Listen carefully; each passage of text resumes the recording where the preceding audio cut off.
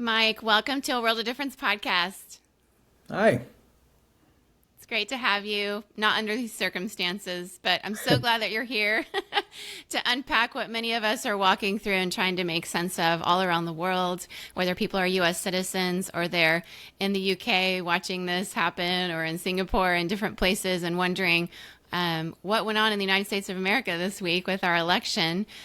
First out the gate, I'd just love for you to give a little bit of background about who you are and how you got involved in this whole aspect of the political situation here in the U.S. Sure. Well, I'm a 2-decade veteran of democratic politics and social impact work. I got my start. My very first campaign was for Barack Obama in 2008. I dropped out of college to go volunteer on his presidential campaign, which was economically not my wisest decision, and got into the digital aspect of it. So I'm one of the party's leading experts on digital advertising, digital mobilization, digital fundraising. I've helped raise over $1 billion in small dollar grassroots fundraising, and I'm the founder of Authentic, which is one of the premier digital advertising firms on the Democratic side. If you've ever gotten a fundraising email or a text and you thought, hey, that's actually pretty good, I wrote it. If you didn't like it, I didn't write it. So I'm likely best known for two things now. One, I'm a former senior advisor to Kamala Harris. I worked on her 2019 campaign and was with her for many years, basically built out the beginning of her digital infrastructure right around the time that Trump was elected, because they were elected to federal office for the first time on the same night. And really helped to introduce her to the national stage. And then I'm also the founder of White Dudes for Harris, which is one of the affinity groups that got set up shortly after the VP became the nominee. And we wanted to have a conversation about the role that white men should have played in electing Kamala Harris. And unfortunately, she fell short this week, but we were pretty proud of the work we did on that. Yeah, I'm proud, and it's affected my family. My husband and son were in the call, and my son donated to the campaign. And I'm really grateful for the work that you have done and you're going to continue to do.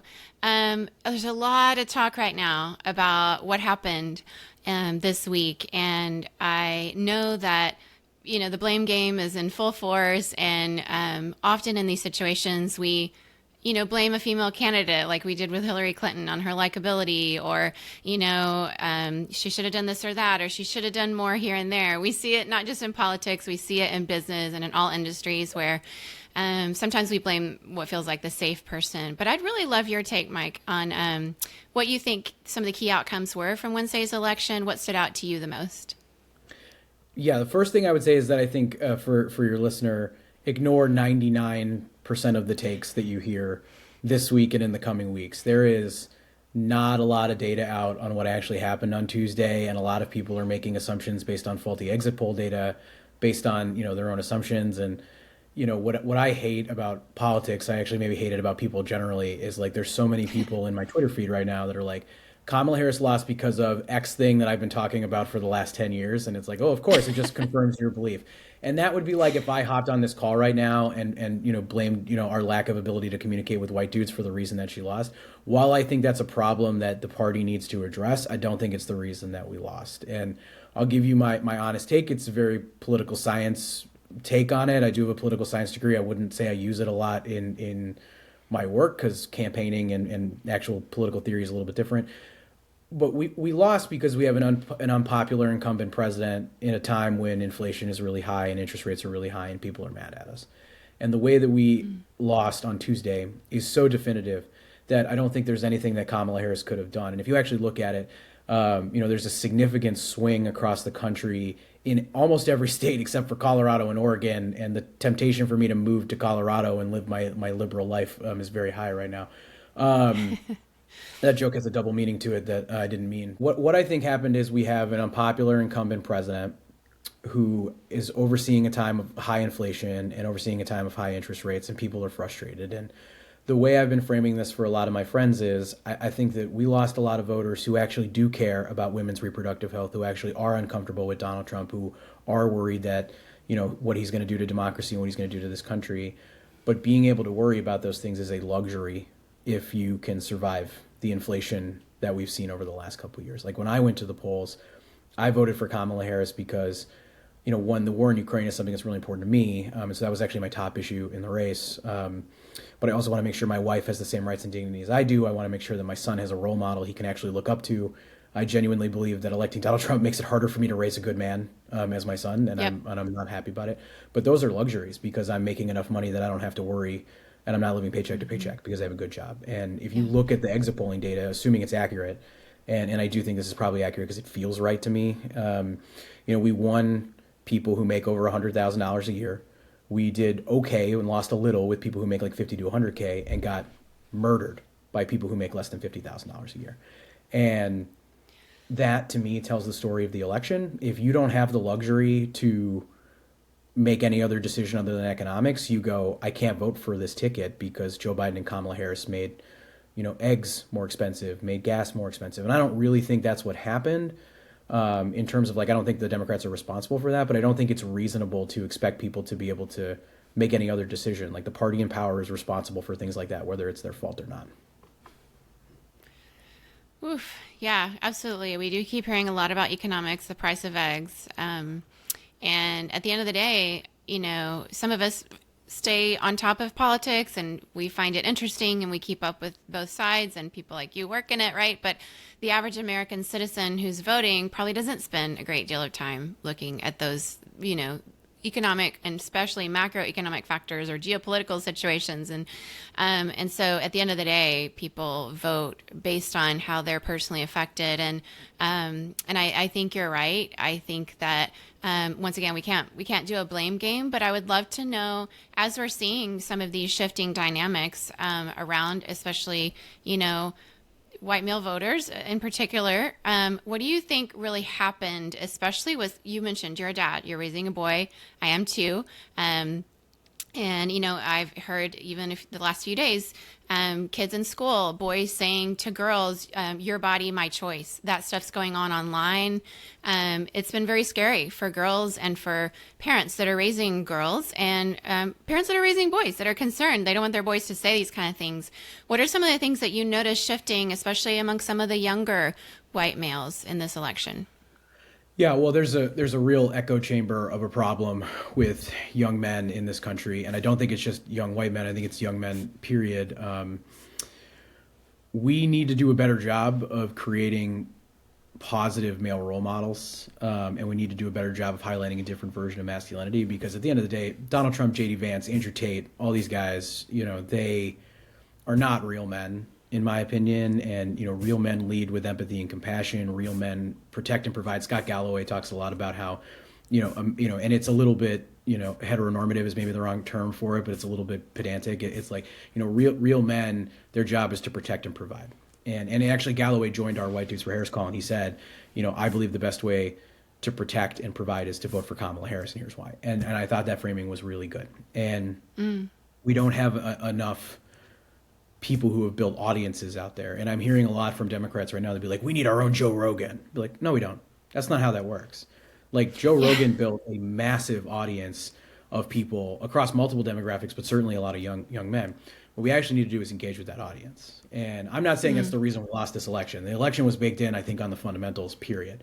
But we're losing people over time by not engaging with them. And so, while I'm sad that Kamala didn't do Joe Rogan's podcast, I we should be having regular presences, and we should be building up surrogates who can go on those shows and do that. And I'm thinking like Pete, and I'm thinking Mark Cuban, and I'm thinking Tim Walz and Kamala Harris, of course. But being able to do that and then do it in a million different places, going on Theo Von's show. And so many times Democrats and left-leaning people will go, well, I don't want to help Joe Rogan get more sponsors. I don't want to help him build his audience. He's going to have his audience regardless of what you do. Fox Right. News is going to have their audience regardless of what you do. I think it's been a massive mistake to withdraw from Fox News by the Democrats for the last 10 or 12 years. And we need to keep going into spaces that make us uncomfortable. And by the way, spaces that make us uncomfortable also mean rural communities.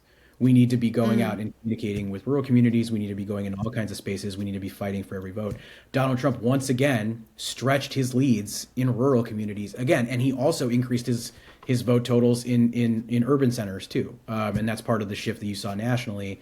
Kamala actually did better in the battleground states than she did in the rest of the country, which will tell you that her campaign was effective, which is good. Yeah.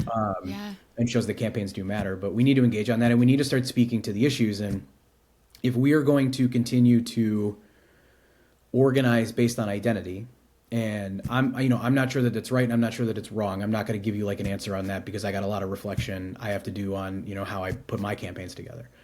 But if we're going to put out plans that are, we're going to put out a plan for black men, and we're going to put out a plan for women, and we're going to put out a plan. We have to put out a plan for men too, and we have to put out a plan for white men, including that, because they have problems that are going on in their community too. Like white men are 4 times more likely to commit suicide than any other group of people in the United States. 4 times. I didn't hear either candidate talk about it. I didn't, and that's a problem. Right. And if we want to win people back, we have to make them know that we care about them and make them know that we're gonna help them.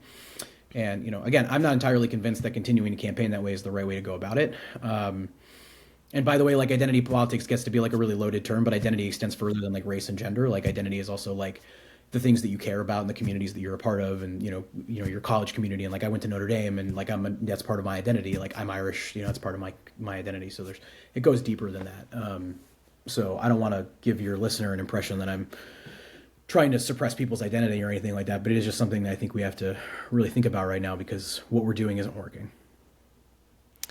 Love all that. Yeah, I think that so often, as we're seeing, 2016 was something, 2020 was something, 2024 was altogether something else, but we're still seeing some similar patterns of how difficult it really is to expect a presidential candidate to really go against some of the major themes in a culture. It's very difficult to expect a woman to go into a space that was made by men for men. We don't have the Equal Rights Amendment still after 100 years, even Abigail Adams famously told her husband when the Constitution was being written, "Don't forget the ladies." We see that in the Hamilton musical as well. And yet we expected 2 different times a woman to go up against this very, what I would describe as a toxic masculinity type candidate. And we only ever saw him be defeated by a man. How significant do you think those cultural themes of patriarchy, even some sexism and misogyny, really had on this election, and what could we do going forward to help that change in addition to just presidential candidate? I mean, obviously racism and sexism played a role in this campaign. I'm not going to pretend like they didn't, but I also don't think that they're the decisive factors in the race either. And I say that because, in 2016 was very much a fluke win for Donald Trump. I think that there are things that I like, and we could sit down and talk about it if you think it's the best use of time, but like, there are things that I would point to and say, if Hillary Clinton had done that, I actually think she wins this election. And I think there are mistakes that the Clinton campaign made. And I also think there's, and sex obviously plays a role here, but Hillary Clinton was deeply unpopular. Like, her favorability ratings were low, and people gravitated, I think, naturally towards a candidate that they liked more and thought was a protest vote, right? I think most people coming into 2016 thought Donald Trump's going to lose. I'll pull the lever here so I can complain about it later. And that's a whole different ball of wax, right? I think in 2024, Kamala Harris' favorability ratings are actually pretty good. I think people liked her, and I think she just couldn't overcome the economic headwinds. And I would argue pretty strongly that, had the candidate been Joe Biden, or had, like, let's say we had like a quick gut primary or something after the debate over the summer with Biden and Trump, and we'd picked, a different candidate, if we'd picked, whatever, Westmore, Mayor Pete or something like that, we still would have lost. And I don't think that it would have been better. I actually think Kamala Harris ran a really great campaign. Not perfect. No campaign is perfect. And you're going to see a lot of backstabbing from people who are leaking. There's a story that got leaked just before I got on here that I'm not even going to get into, but I just was like, why are we doing this right now? Okay. Because, the only thing that Democrats love more than leaking on their friends is to leak and fret about election not chances weeks before an election. But I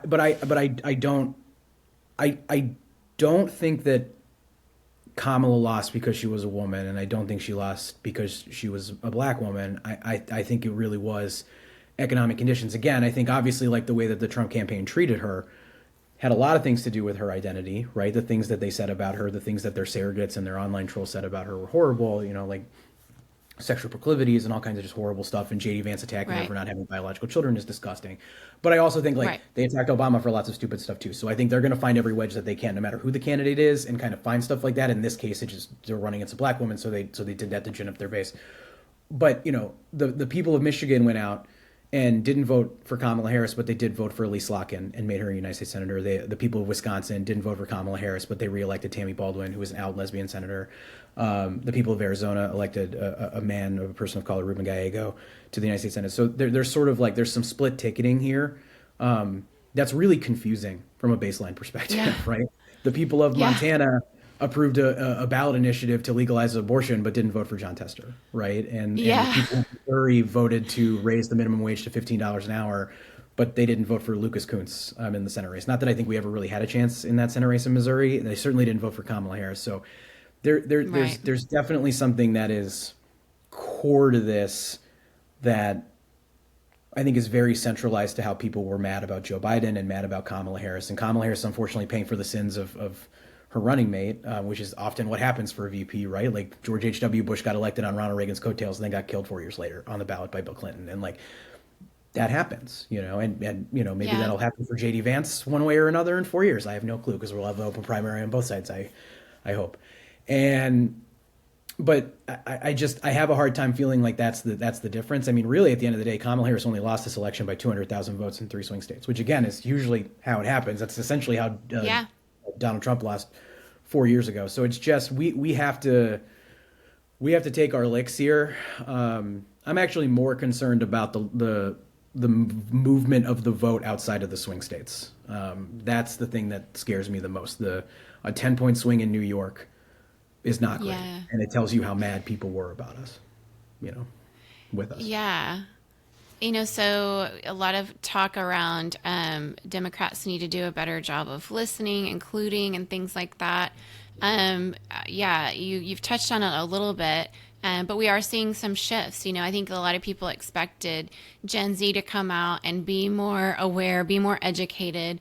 But a lot of us were paying attention to the fact that there has been a shift among young males, Gen Z, and young women, that they're saying, even leading up to the election, that young men are more conservative and young women are leaning more progressive. So the polarization among the young generation is even more extreme. Some would point to social media, some would point to being in lockdown for so long during COVID, and then therefore, more engagement in social media, and how I work in tech in Silicon Valley. I work right across the street from Tesla, and have friends that are working for companies that are customers of Twitter, and they don't pay their bills. They don't lead very well. We know this around here. Like, people don't like working at Tesla, but when you have a platform like Twitter that's been so pro-Trump, has definitely used people on that platform to create sort of an echo chamber that some of these young males have, I guess, been susceptible to. And then you have something like Truth Social.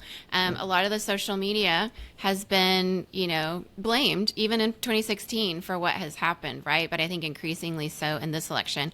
What kind of a role do you think those echo chambers have played, like the Joe Rogans, the Andrew Tate that you mentioned earlier, and so much of this bro club sort of forming young hearts and minds that have really drawn in, it seems, young men? I mean, I wouldn't blame what happened on the bro club. And I sort of, in the same way that I don't, like I hated JD Vance talking about childless cat ladies. I'm sort of Yeah. also exhausted by hearing, people talk about like, oh, bros and bro culture and blah, blah, blah and stuff like that. And I'm not a part of that culture, but I think it ends up like Right. it makes men feel the same way that childless cat ladies make women feel. Right. And I think we have to move beyond stuff like that and get comfortable engaging with people that are very, very different than us culturally and politically. Because truth be told, like I don't, there's a tweet that I like that I tell people sometimes, that it was a couple years ago, but it was, Joe Rogan is not a right wing nut job. He's just a regular nut job. And I sort of like that, right? Like there's going to be people in your life that have weird extreme views, and you're going to have to find ways to engage with them. And by the way, there's a huge gap from Joe Rogan to Andrew Tate. Andrew Tate is horrible. And when Right. you hear stories of, kids in high school saying, hey, it's your body, it's my choice, which is, Nick Fuentes' his whole thing, that's gross. And I would have a hard time Yeah. hearing Joe Rogan say a thing like that, just because I've listened to enough of him. I don't listen to him all the time. I did listen to his entire interview with Donald Trump, though, which I actually tweeted out a whole thing about. And I don't recommend doing it. It was Okay, good. it was mind numbing at times. But look, society and technology are dividing us in significant ways. And if we're talking about like young men in particular, right now, I think for every, and this is close, it might not be 100% right. So someone should probably gut check me before you like internalize it. But I've heard Scott Galloway talk about it. It's for every one man who's graduating from college right now, we're graduating 2 women. And that's creating very different cultures and making it a lot harder for people to connect. And some of that is affordability. Some of that is also cultural because a lot of people don't want to go to college. And there's a huge push amongst the right to get people to not go to college. I think dating apps have been hugely detrimental to society generally. There's a ton of evidence that suggests that the vast majority of women who go on a dating app only choose like the top 10% of attractiveness for men. And that's a huge problem. And I don't think that's like women's fault. I think that's like technology's fault. And Yeah. technology is, in theory, and Lori, you probably know more about this than I do, but like I have a tech startup that I have and work on that works for Democratic campaigns. Is it's designed to eliminate friction. Like most of the technology we create is eliminating friction. What it's actually eliminating is community and engagement and personal connection. And I think a lot about the guy who invented the ATM machine, invented the ATM machine because he hated standing in line and making small talk with people. But as we continue to remove small amounts of friction in our lives, like there's no reason for me to ever go to a restaurant now because I can just have somebody deliver it to me and I don't even have to make eye contact with them. Now they'll just leave it on my front porch. And all those moments Right. are going away. And then on top of that, you have social media, which drives us even further. And then you have billionaires like Elon Musk who are trying to drive us even further by, turning Twitter into a right-wing echo chamber. It just becomes even harder to build meaningful connections, and we become much more apart. And I'm telling everyone that I know in the Democratic Party, all the other strategists and operatives, like, go make a Republican friend. Go make one. Just have one, two, if you can, or go make up with a relative that you burned a bridge with a couple years ago, because we can't live in an echo chamber either. And I recognize how hard it is for me. I also recognize that for a lot of your listeners, you're listening to a relatively affluent white man tell you to go make friends with a Republican, and like the stakes that I have in this are different than like a woman who's fighting for reproductive health is being treated in a different way. I recognize all that. You do what's best for you to keep yourself safe. But if we want to move people forward, it's going to be because we build meaningful connections with them and we start to understand each other better. And like I have a friend, and I'm not going to say his name because I don't want to get him in trouble. But he voted for Donald Trump. He lives in Chicago. We went to college together. He's a good dude, but we have profound disagreements on a couple issues. And I think sometimes he helps me understand it, and I help him understand me a little bit more. It makes the world a little bit of a better place in our own circles, and we can help each other in a meaningful way. Or like my dad, I grew up in a very Republican conservative household. My dad, big Republican, definitely voted for Donald Trump all three times. No doubt about that in my life. In 2004, I remember very viciously, aggressively fighting with my dad about gay marriage because I felt really strongly that what the Bush campaign did in 2004 was disgusting on gay marriage, and I still do. And my dad defended it as a Catholic, as a Christian, and as a Republican. And wasn't 10 years later that he officiated my brother's marriage to a man. And Wow. that growth came because my brother had the courage to come out and tell the rest of us who he was. And it would have been very easy for that to have gone a different way, where my dad could have, my dad could have had a negative reaction to it and kicked my son or my brother out. And, that happens in a lot of families. And I realize, again, it's privilege based on the family that you're in. But, sharing a little bit more of yourself helps people to understand it.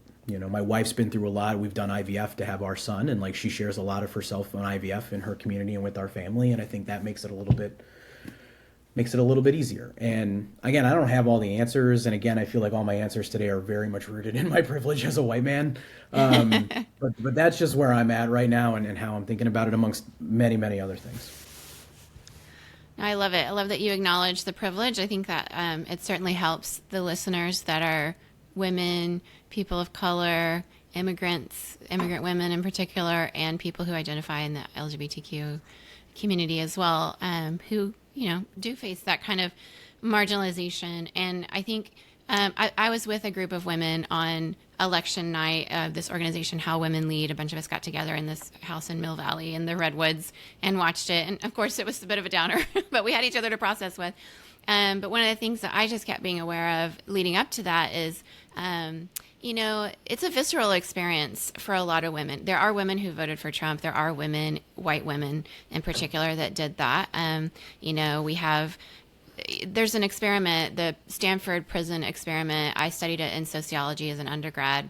You've probably heard of it, where they gave students a little bit of power to be the prison guards of this fake experiment. And they had to shut this experiment down in the 70s because giving people of equal status a little bit of power over their peers can lead to a very abusive situation to the point of having to call off the study.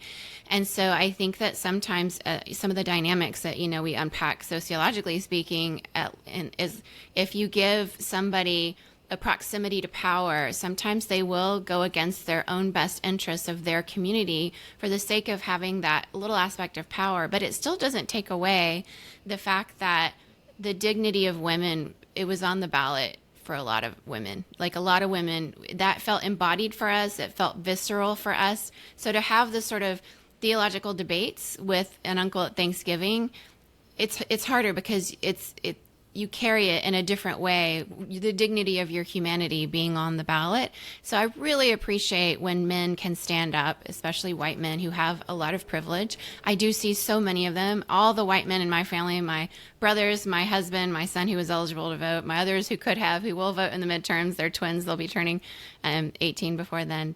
And my own father. I mean, nobody's perfect, but there are white men who use their privilege for good. And I think that, like you're saying, having those conversations sometimes when women don't get heard, or when men, like somebody told me at San Francisco City Hall on election day, a white man, older gentleman said, "I just can't listen to her because she's condescending." Which all I could think of was, wow, that's more of an issue for him. Like he can't hear a woman talk because there is probably an echo chamber he's living in. So what would you say to white men? I do have white men that listen to this podcast. We're about half and half, men and women that listen. What would you say to some of the white men about how to use privilege for good, and help stand up for women in ways that you have by helping create this and working alongside Kamala Harris? Well, I want to answer that, but I want to go back to something else you said just really quickly because it just triggered a thought in my mind a little bit that I think is worth saying. Like I have no idea what it's like to have my dignity on the ballot. I don't, and I'm not gonna pretend like I do. So I can't imagine how horrible it would be. I do think that one of the things that we probably have to acknowledge, like my least favorite term in politics, I hear it from practitioners all the time. I hear it from the media all the time, is a single issue voter. It's the dumbest phrase in politics. There's no such thing as a single issue voter. What there are people who prioritize things. And Lori, you've prioritized a certain series of things that are important to you and core to your identity. Broadly speaking, I believe that every single voter, whether it's you, whether it's me, whether it's somebody who voted for Donald Trump or not, or maybe and even people who didn't vote, the choice that they made was about self-interest, no matter what it was. And there are women who went to the ballot box who didn't feel like they could pull the trigger for Kamala Harris because of economics, right? And there are people who were really mad at the Democratic Party about economics, but voted for Kamala Harris because that was part of their identity, either as a Democrat or as somebody who, cared about democracy, or they cared about reproductive freedom. But like, I'm as somebody who's done a ton of online fundraising, there's all this behavioral science work that's gone into it that. And again, we can start arguing about like Kant and what we owe to each other, and like we can all talk about our favorite episode of The Good Place, and like really get into this if you want. But I generally ascribe to this idea, like when you do like charitable nonprofit giving, you're doing a good thing, but you're at your core intention at your heart is like, I'm a good person and I'm going to give this money and I'm going to do this thing because it's central to your core identity. And when I'm being a good dad and I'm trying to, lead my son in a direction I want to take him, that's still really about me. Am I helping someone? Yes. Is it a good thing? Yes. But it's really about my identity. And I think that's true for so many people who voted in this election. And it's a good reminder that if we don't give people a reason to vote for it that has to do with their daily lives, especially at a time when the election was decided on something that is a daily indignity, which is inflation and grocery prices and things like that, I think we just can't win. And it's also deeply, deeply unfair to continue to ask Black women and Black men and white women and other groups to vote for us 90% to 10% in order to deliver a victory, which now dovetails into the question you asked me, which is like, how do we start to engage better with white men? And part of it's going to probably be that we have to change the way that we talk about it and the way that we talk to them and the way that we frame things, because I'm comfortable talking about my privilege as a white man. I don't have any problem with it. I think it's a very real thing, but I can't expect other white men to have that same reaction. And there's probably white men who will listen to this that every time I've said the word privilege, they roll their eyes and they want to drive their car off the road. And I'm sorry for that. And I love you. Please don't. But and drive safe. Exactly. I think we're going to, on some level, have to get beyond that, because the way that it comes across to people is very lecturing, very like, I know better than you. Why aren't you as evolved as I am? And shared language is really, really important. And I had a big drag out knockout fight with my dad like 6 months ago about something that's very personal, and I'm not going to get into it. But there was just a little bit of background on me. Actually, I suffer from severe anxiety and depression. I've had some issues with potentially hurting myself in the past. I've had to deal with. I'll be careful about language because I don't want to get you blocked on YouTube or anything like that. And I went through a process of going to therapy and doing a lot of reading and dealing with like anger issues and sort of evolving as a person that has given me a series of tools that are amazing to help to deal with anxiety and depression and to set boundaries, when people are mistreating me and to get to the core of some of that. But there are times when I use language that to someone who hasn't gone through that experience just sounds condescending and sounds like I'm being a jerk to them because they don't understand it and they don't understand me. And so the value of shared language is incredibly important. And if we want to win over white men to vote for Kamala Harris, it's going to be other white men who can talk in a way that people understand and articulate things in the way they understand. And I think we started to scratch the surface of that with White Dudes for Harris. I think the Harris campaign did a really good job of that. It just didn't work because of the base fundamentals of this election. But there's still something to that, and it's just going to be because I hear this all the time from people. This is not something that I'm saying, so I want to be really clear. But I hear this I can't deal with these preachy white women telling me what to do. I hear that from other men, and it's not something that I experience very often, if at all, but I can sort of understand where people feel that way because you're sitting there, Lori, with the set of tools that you have, and I'm sitting here with the set of tools that I have, and they're different. And the expectation that we can ask people to keep the same pace as us when we're just on a different journey, and when we're talking to a lot of people that, especially for the people that we lost, are working 2 jobs, trying to raise their family, trying to buy a house, trying to retire with dignity. They don't have time to read Kant and what do we owe to each other and stuff like that. And then we come off as condescending when we start talking about that. So shared language is going to be a really important part of how we do that, and finding surrogates who can stand with us, and also elevating more positive male role models. The answer, the antithesis to Andrew Tate is the New Heights podcast with Jason Kelsey and Taylor and Taylor Swift's boyfriend. That's what I was going to say because it's usually what I call it. Taylor Swift's boyfriend. I love that you referred to him that way. Just the greatest tight end and 3-time world champion, Travis Kelsey.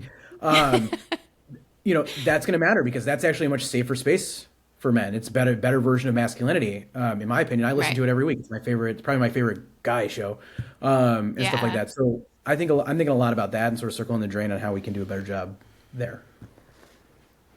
So Travis Kelsey for president? Is that what we're saying?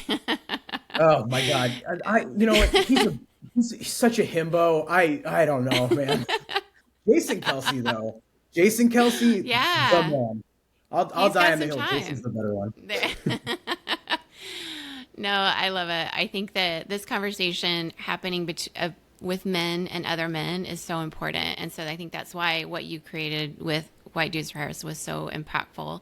And I think that in a world where certain men are going to perceive women as being white, preachy women or Karens or whatever they think, they're just going to have a hard time listening to us. And so maybe the first phase of it is men paving the way and having that conversation between 2 men in ways that men can. It's so, so, so important for especially this younger generation who, as you said, do need good role models. So I think just sort of to wrap it up, as people start to think about going forward, I know, did you have another thing to say? Okay, go for it. If I could add, if I could just add something too. There's a tendency in society and in American politics to overcorrect to the last thing that happened. And I want to be really clear that while this was not a good election for Democrats, there are a lot of low propensity voters who turned out for Donald Trump. And I think we need to be careful that this was not as big of a loss as it could have been and not as big of a loss as it seems. And Democrats did better in places that you would expect that I think portends to a better future if we do some of the work that we need to do. So I want to make sure that people don't overcorrect to stuff in the same way that you'll hear a story about a young boy parroting something he saw on a YouTube show and it hurts. I don't think that's the majority of young men. I don't. And I think that the majority of us are still fundamentally good. There's always going to be outliers. There's always going to be, with social media and the news, a tendency to overcorrect to these things and be like, look at what's happening with white men. Now that Trump has won, all these kids are saying these things. And my guess is it's probably not, right? It doesn't mean that there aren't people out there doing it. It doesn't mean you're not going to experience that in your day-to-day lives because it is real. But we shouldn't also overcorrect to it either. We need to sort of try to be as clear and realistic as we can in terms of questioning our assumptions and trying to do better, but not overcorrecting, because overcorrecting can actually cause additional issues. And I think in some ways the conversation we had during Me Too and the cancel culture stuff, like post 2017, actually overcorrected in certain ways and kind of have to walk some of it back. Right. And that's part of the cultural change that needs to happen on the left, because we lost that fight, like we did. And so I'm trying to be mindful of that right now too, is like, how do we correct it and get something that's a little bit more balanced, to where there can be positive male identity and women can feel safe and secure and not have to deal with this stuff either, because I don't want that for you. And I have no frame of reference for it because I've never really experienced it, but I don't want that for you. I trust my wife when she tells me about her lived experience. Yeah. So that's just, I'll stop yabbering on now. Yeah, no, I think that you can either have a scarcity mentality with this, like there's a pie and only a certain amount of pieces for everyone, or you can have an abundance mentality where we can all flourish and coexist in this nation of diversity together. And that's something I wholeheartedly believe in. There's a big conversation going on, and I think some of the younger generation may be more sort of aware of this, but I wanted to ask you the question. There has been some conversation going around with younger voters wanting to know if the votes were counted correctly. I've been seeing a bit of it on social media. I don't know if you've been seeing it some too. There are concerns around, either voter suppression or that all the votes weren't being counted. There's always things that go around. But is there any substance to this? I think somebody said CBS addressed it a bit, and that Trump ahead of time, from what I understand, Rachel Maddow featured that Trump had been saying we have enough votes and not really encouraging people to vote. So a lot of, people are afraid that can they trust the outcome of the count of the votes? What is your perspective on that? Yes, I believe you can trust the count of the votes.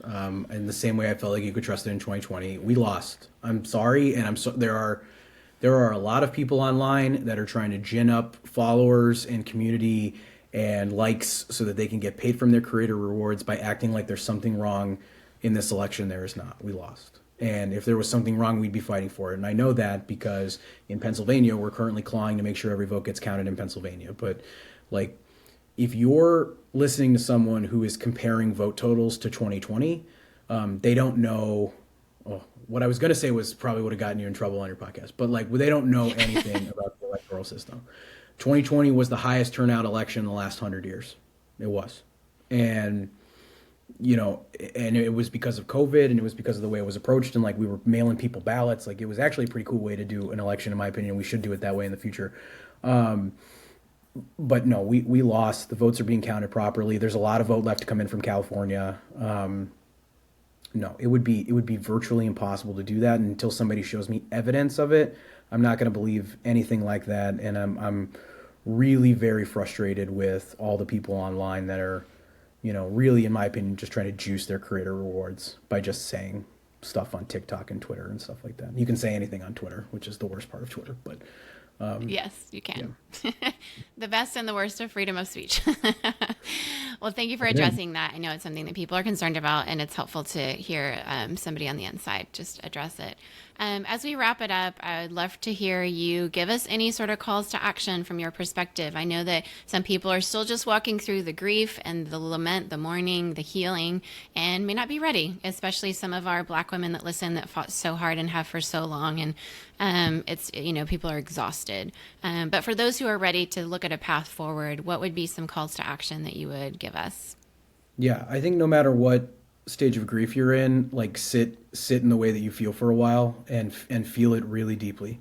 If you're sad, be sad. If you're angry, be angry. If you're confused, be confused. Like I get it. I'm a professional political operative, so I moved through the stages of grief a lot more quickly. I'm already into reflection. Like, I'm just purely trying to figure out how I can be a better strategist.